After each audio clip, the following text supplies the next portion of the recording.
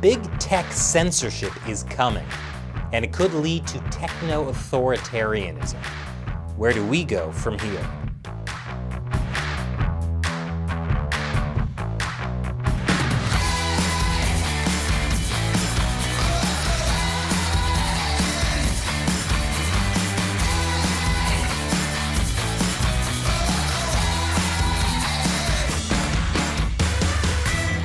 Welcome to America Uncovered. I'm Chris Chappell. In the wake of the Capitol riot, we've seen a huge increase in big tech censorship. President Trump has been banned from everything from Twitter to Facebook and Twitch. Parler has been kicked off, well, the entire internet. And this is just the beginning. A particular worldview has influenced the difference in how mainstream society treats the political left and the political right. And it comes from something called critical theory. What is critical theory, and how is it affecting society today? To answer that question, I spoke with author, mathematician, and political commentator Dr. James Lindsay. He's the founder of New Discourses and the co-author of the new book, Cynical Theories: How Activist Scholarship Made Everything About Race, Gender, and Identity, and Why This Harms Everybody. Thank you for joining me, Dr. Lindsay. Hey, thanks for having me. So we scheduled this interview before the riot at the Capitol happened. But would you say that what you talk about in your book is related to the Capitol riot and the aftermath of that? Yes, especially the aftermath, not directly in terms of what happened, although that the logic of what we talk about in the book set the stage that built the energy that led to what happened at the Capitol. The interpretation that we're seeing from official sources that it was white supremacists and that this is, this kind of insurrection of racists and it's all racists. And if we hear Joe Biden, for example, saying, and among many other people, that we all know, he says that if it were black people who had stormed the Capitol, it would have been much different, which in light of the last 6 months, kind of everybody sort of shifting their eyes back and forth and saying, yeah, it probably would have been like when, if you know your history, when the Black Panthers marched in 1967 on the Capitol with machine guns, and it was a lot different. As a matter of fact, they just occupied the place with machine guns, and that was the end of that. It was quite a bit different, and that was in 67 when we were a much more racist nation than we are now. What is going on is that we see a dramatically asymmetric treatment of left-wing and right-wing viewpoints. In particular, even left-wing extreme radicalism is extremely tolerated, and right-wing, even very moderate positions are considered to be the stuff of Nazis and white supremacists. And even people quite in the middle and people who identify as left liberals or liberal Democrats as opposed to leftist Democrats, even they are being treated in the same way. And the logic of this, if we talk about the book we wrote, which was called Cynical Theories, where if you look at the title of the book, we wrote Cynical Theories, but cynical, it looks like an editor's mark. We crossed out the word critical and replaced it with cynical. Critical theory is the logic that led to all of this. And in particular, there's an essay from 1965 from a critical theorist named Herbert Marcuse, one of the most influential philosophers that hardly anybody's heard of. And the essay is called Repressive Tolerance, and its thesis statement can be boiled down and it's not a big stretch to boil it down to this, to the idea that everything that the left-wing movements do must be tolerated even when it's violent, and nothing that right-wing people or movements do can be tolerated, even if violence is needed to suppress or repress those things. And so it's an extremely asymmetric playing field that essay creates. It was written just before the riots in 1967, 8, and 9 that are the most, the closest historical precedent to what we've seen over 2020 going into 2021. And so the logic there is the same. The logic of why we saw the media and our politicians on the left especially defending and promoting and encouraging the riots over the summer for BLM, and why they are calling everybody who showed up at the Capitol, whether they were violent or just happened to be there, domestic terrorists on the other hand, and white supremacists and everything else. So this logic is purely critical theory being put into play. And so that which we've written about bears very heavily on understanding what's going on and why it's going on right now. Well, I know you've talked about how there's been an effort over the last few years to set up a new national mythology. What is this new national mythology? So the origin story in the new national mythology is what the New York Times put out in 2019 called the 1619 Project.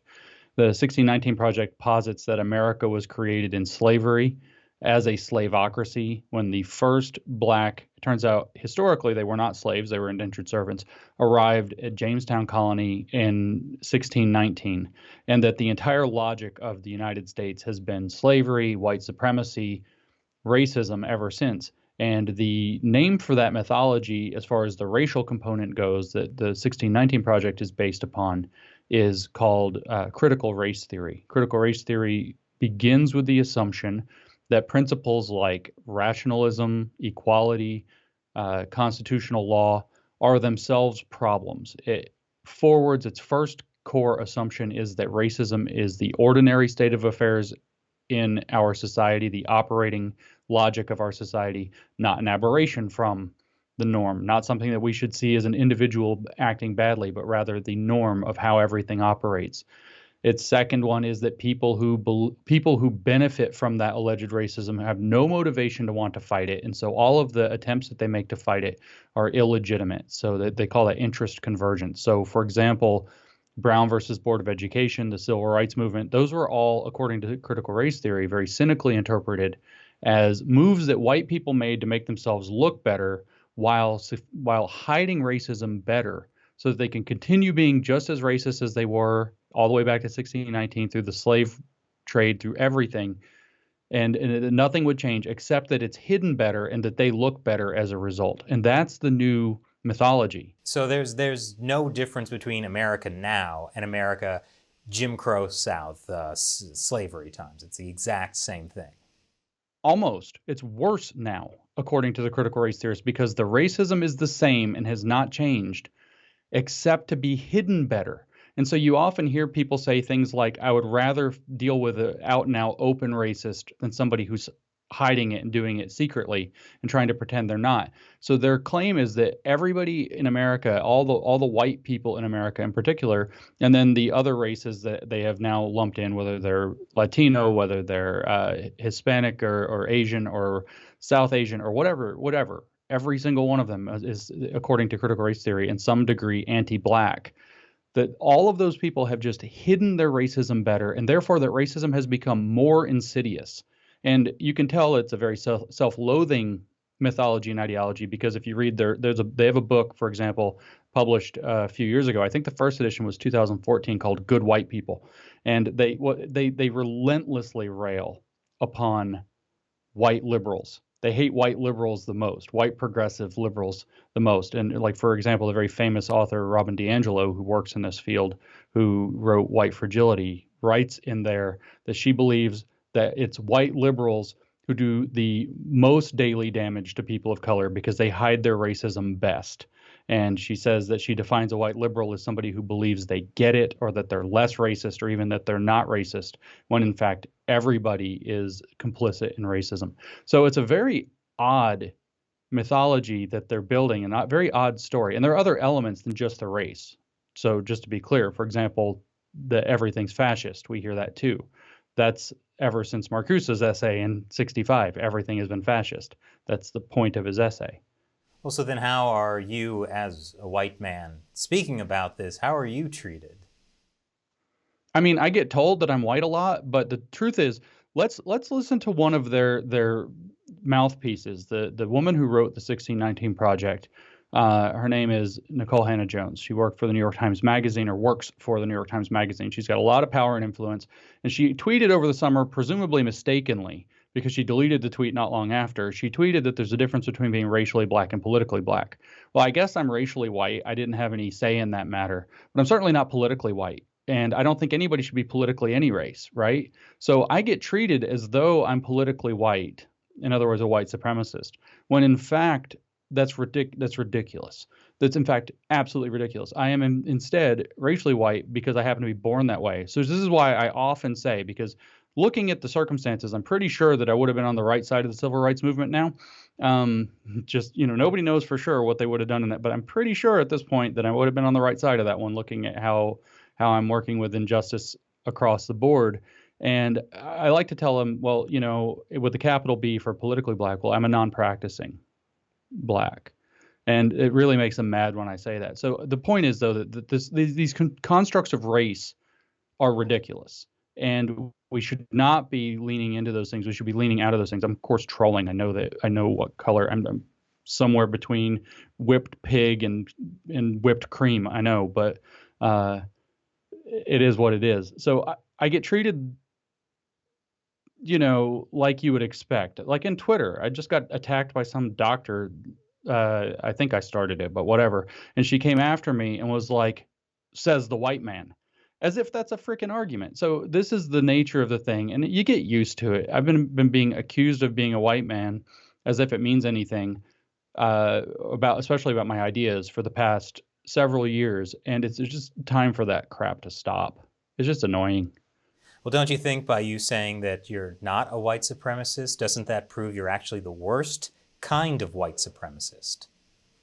In their crazy pants pseudo reality that they live in, yeah. In the new mythology, yeah. But nobody should participate in that because it's not real.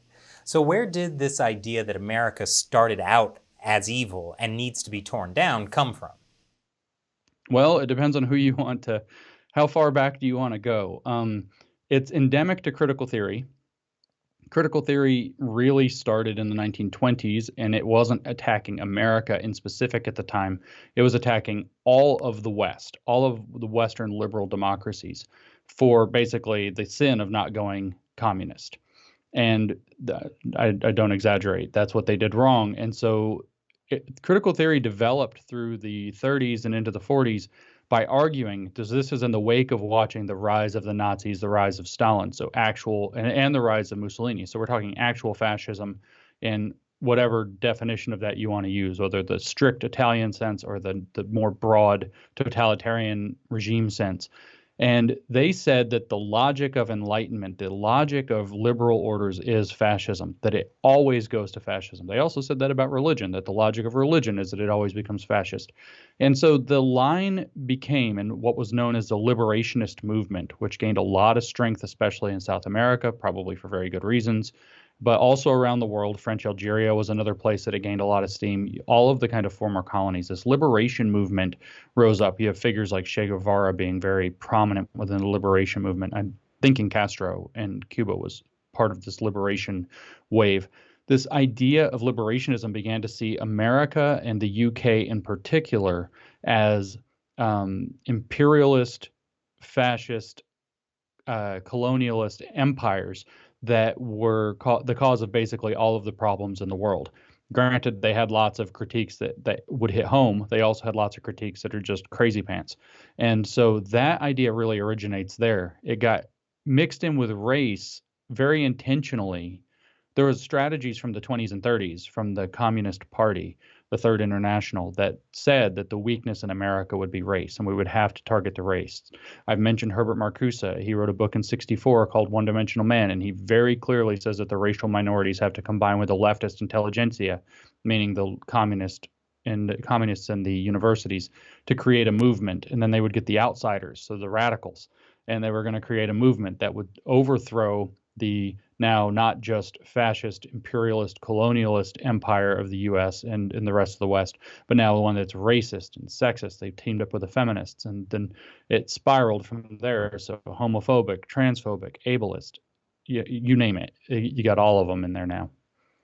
So I think at this point it might be helpful if we could create like a simple definition of critical theory and why we should be concerned about it.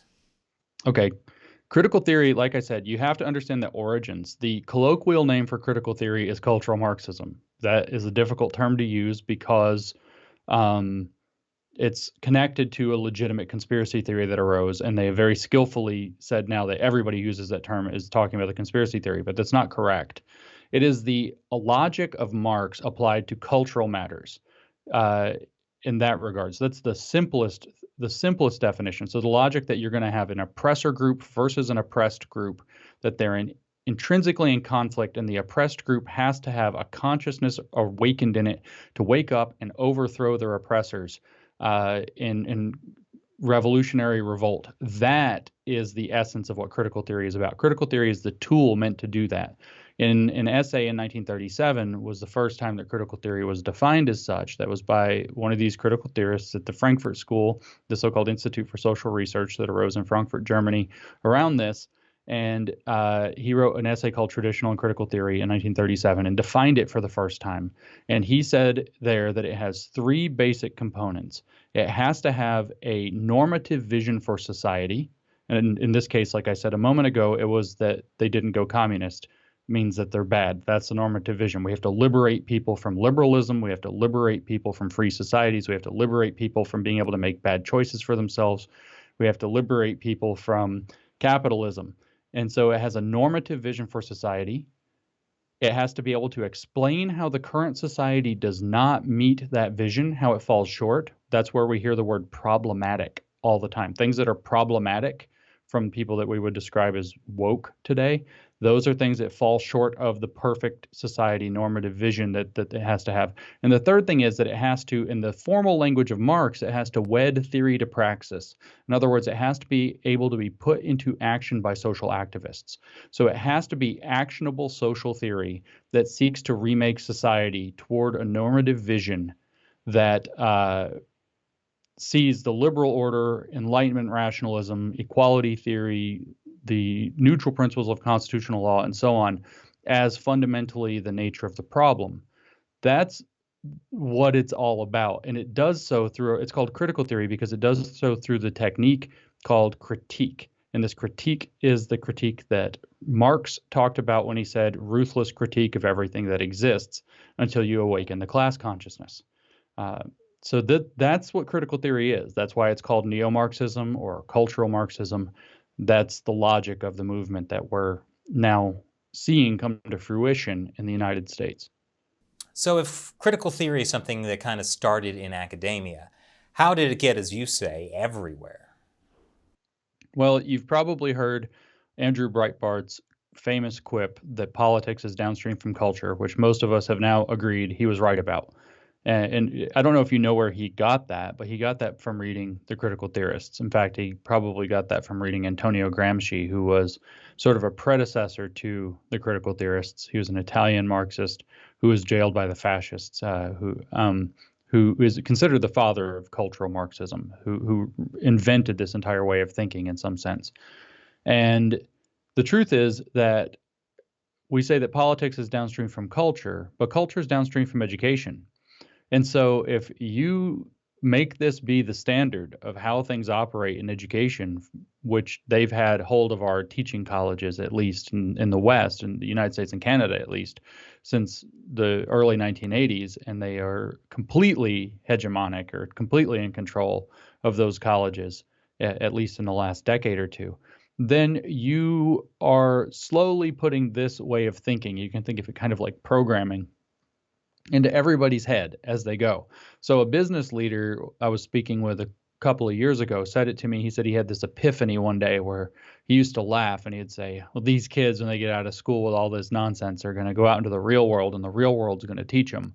And then he said he had this epiphany and he said, oh no, he's shocked, just, oh no, they're not going to, the real world isn't going to teach them. They're going to go out into the real world and remake it according to the way they've been educated. So the truth is that while politics is downstream from culture, culture is downstream from education. So anything that's happening big time in education is going to start filtering out. You start getting that into media, the pop culture. That's what people, especially young people, are going to pick up. Those are the norms, the values that they're going to pick up. They're going to repeat. They're going to enforce with one another. I hate to admit it, but if you look at the postmodern critiques, for example, another set of philosophers that we discuss at length in the book, if you look at the postmodern critiques, they had a pretty keen bead on how the idea of social enforcement can get out of control and create massive deviations from reality that can become very damaging. And I think that that's exactly how it got out. Now, of course, certain events helped to mainstream it. We had the Black Lives Matter, for example, mainstreamed critical race theory very strongly, following first Trayvon Martin's killing in 2013 and then Michael Brown's killing in 2014 and 15. And they had the massive breaking out riots in 2015. I've pointed out that the way that the racist aspect of the right, which has to be admitted to exist, reacted to President Obama being elected in 2008, where we saw lots of people burning him in effigy and bumper stickers like it's called the White House for a reason. Racism flared up for sure. Confederate flags everywhere. It flared up for sure. That fed into the critical race narrative that, see, we told you, they said. See, we told you racism was just hidden. And all these racists have been acting nice and they've come out. Our culture is truly racist. So they seized upon certain events. And then, of course, the biggest one of these was the election of Donald Trump. And we heard racist, racist, racist, fascist, fascist, fascist, Nazi, Nazi, Nazi about Trump going up 2015 and 16. And they've, despite the fact that no evidence since his presidency has matched any of these claims, they've just continued to say this. He's racist every day. He's fascist every day. He's a totalitarian. He's a Nazi. He's a dictator every day. No evidence for this, but they just say it again and again and again. And this is the widespread belief. And critical race theory, for example, and these other critical theories have been sitting back with their arms crossed, kind of laughing, saying, whispering in people's ear, basically, see, we told you, this is how society really is. So that made their theory more and more and more plausible. And I bring up Trump especially because that was a moment on the left. I myself voted for Clinton. I myself took that election very hard. There was a lot of vulnerability. There were a lot of people whose brains broke when Donald Trump won that election. And when you have a large amount of vulnerability, personal vulnerability, and people screaming for an explanation that they can understand, and then you have this one being offered that not only gives them the opportunity to understand what's gone wrong according to the way they see the world and society, but also because it's wedded theory to activism, something to do about it, all of a sudden you've got the makings of something that's going to mainstream. So Trump being elected, and on the back of all of these earlier events, Obama's election and the reaction to it, Black Lives Matter coming out of the ground and making massive headway in 2015, Donald Trump getting elected, and then through 16 and 17, this just taking off. And then, of course, we saw over the summer that this peaked when George Floyd was killed, and all of the insanity that we've suffered from being locked down and everything else broke out into it being a completely polarizing, everybody has to pick a side moment.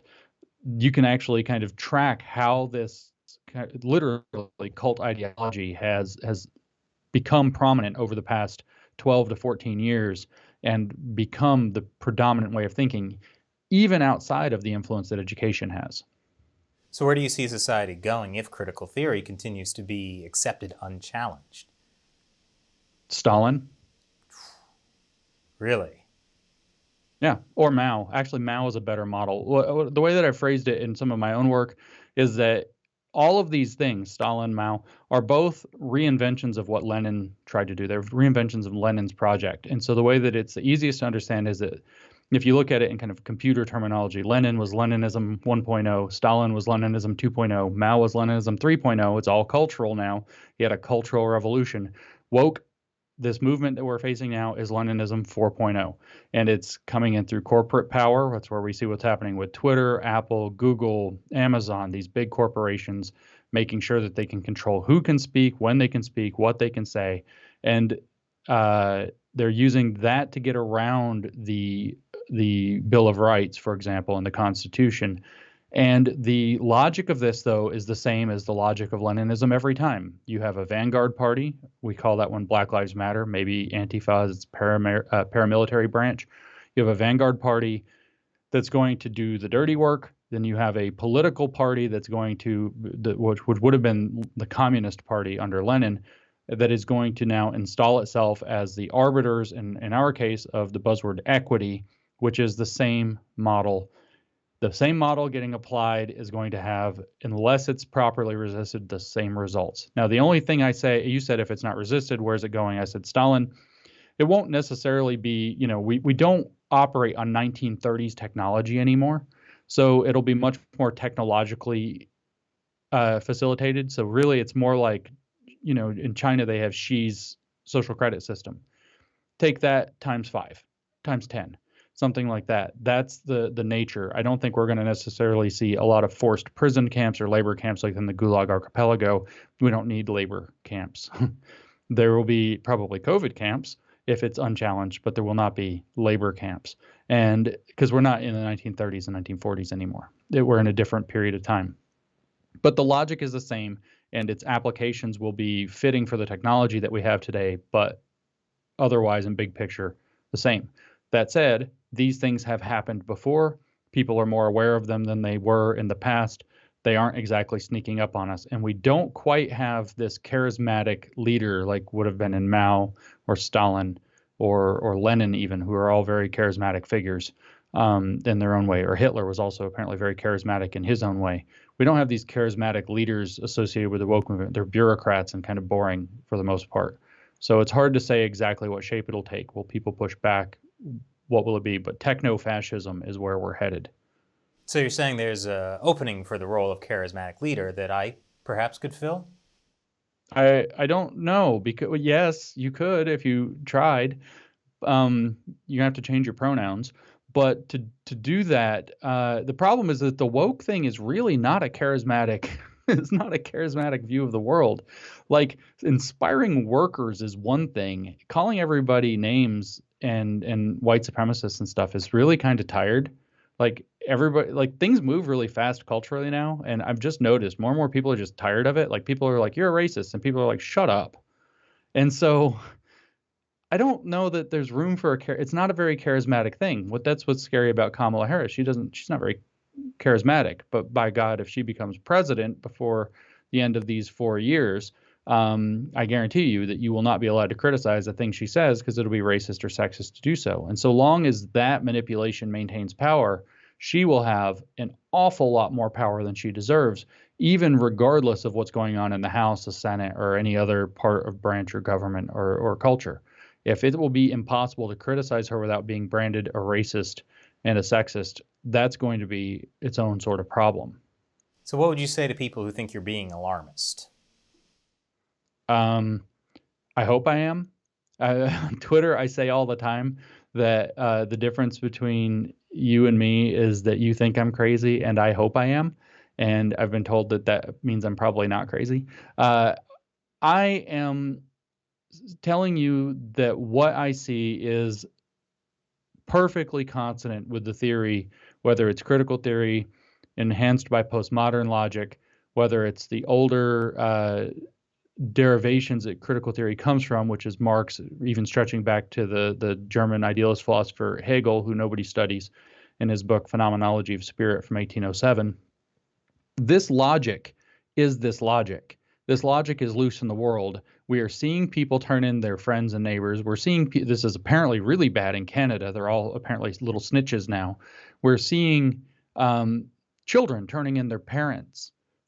This is exactly what happened in Mao's Cultural Revolution. So if I'm being alarmist, I'm at least reading the signs and saying there is cause for alarm. And if we take it seriously enough, we don't have to. There won't have to be a breakout of violence. There wouldn't have to be a breakout of any such thing. Just by enough people recognizing it for what it is and refusing to go along with it, it might be able to be stopped. Now the question becomes what happens with these tech companies, because the tech companies have no accountability in the normal governmental regards. They have no accountability to people. They can do what they want. It's their terms of service.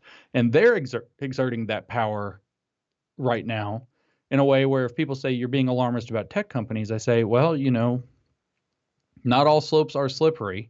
But for example, Ron Paul, I'm not a big fan of Ron Paul. I've never been a fan of Ron Paul, but Ron Paul today, which is the 11th when we're talking right now, was removed from Facebook for accusations of repeated violations of terms of service. And he apparently they haven't named a single post he's ever made that violated a rule. This is a small number of people who are applying decisions in a blatantly asymmetric way as to what counts as violations and violence and incitement and all of this. And we all need to be worried about that because they have an immense amount of power that it's very difficult to imagine how to hold them accountable. The question isn't necessarily, is it happening, which would be being alarmist. It is this how it happens? And the answer to that is unequivocally yes, this is how it happens. Is it happening or not is a separate question, but this is how it happens. And how far it goes is going to be in many respects up to us in terms of how we respond to this, both as people and legally, and even legislatively. So is there anything people can do about this? Well, I mean, the first thing to do, yes, there are lots of things. It depends on what level of engagement you want to participate in. The first thing people can do is very simply learn to recognize these manipulations, like getting called these names like racist or sexist when it doesn't apply, and just refuse to participate in that game. It is a game. Refuse to participate in it. If you own a business, you have to have the ability to recognize this when it's starting to happen and to push it out of your business and stop it from happening, to fire those people if they start using these manipulations, or at least I was told by a business leader that one thing you can do is put them under performance review, because the people who tend to do this tend not to be very high performers. Then you have a really ironclad excuse for getting rid of them that has nothing to do with the way that they're behaving. Just say, we're going to really scrutinize your performance, see how you're performing, see how your output is. You have to actually stop these people from taking over your workplaces. You also, if you're a smaller business owner, have to the degree that you can, you have to just steel your spine and barrel ahead. You don't issue apologies. If somebody says, don't you think that was a little bit racist, and you issue the apology, you're done. You just bankrupted yourself. Barrel ahead, live as though, the Polish proverb when the Polish Revolution was happening was live as though they don't exist. So on the ground level, normal everyday people can do things. People can also start writing their elected officials and saying, look, we don't want tyranny. Especially by tech companies. Look, these are antitrust things. If it's happening at your school, you can start thinking, your kids' schools, you can start thinking of yourself as a plaintiff trying to sue and get lawfare going to say what you're doing, what you're teaching in these schools is harmful, and it's racist, and it's discriminatory, and we're not going to stand for it. So there are lots of things people can do at different levels. You can also start signing petitions if you're really worried about what's going on in the political realm. You say, oh, well, the Democrats have the presidency, the House, and the Senate. Well, start signing petitions for recall elections. Hold them to account. If they won't listen to you, the Declaration of Independence is absolutely clear. What the United States is founded on is the idea of consent by the governed. Governance by the consent of the governed. If they're not listening to you, start a petition and get them recalled. Are you going to get targeted for that? Yeah, probably. But if you don't have courage and this slips, if this is what's happening, we've got bigger problems on our hand than that. And the sooner you act, the better. No need for anything, outside of that kind of activity. If you want to get more engaged, start learning about it. Learn the basics of critical theory, learn the basics of critical race theory, learn the manipulations and help other people understand them. Then get involved at local levels, local politics, your town council, your city council, your county commission, your school board. There's tons of things people can do, but it does require, I know you have better things to do, I have better things to do. Learning enough about this, starting to get together with people, showing up, and having a steel spine and stop being afraid and stop participating in the system of lies. Solzhenitsyn in the Gulag Archipelago wrote that it takes one person willing to consistently tell the truth to take down a regime. That's probably a bit of an exaggeration, but if you think of that as a motivation, if we just start telling the truth and demanding evidence for these claims and demanding that we follow the rule of American law that are governed, those that govern us govern with our consent, and we hold them to account by legal means, then we have lots of power to start to affect things back the other way. But you do have to be willing to step up and start taking those kinds of reasonable actions. Well, thank you very much for joining us today and sharing all of these wonderful things with us. It's kind of overwhelming. Welcome to the jungle. It is overwhelming, and it came on fast. And the thing is, just as kind of a final thought, is it happening? I don't know. Is this how it happens? Yes. And if it is how it happens, these things happen quick. These revolutions, when they begin, snap in a couple of months.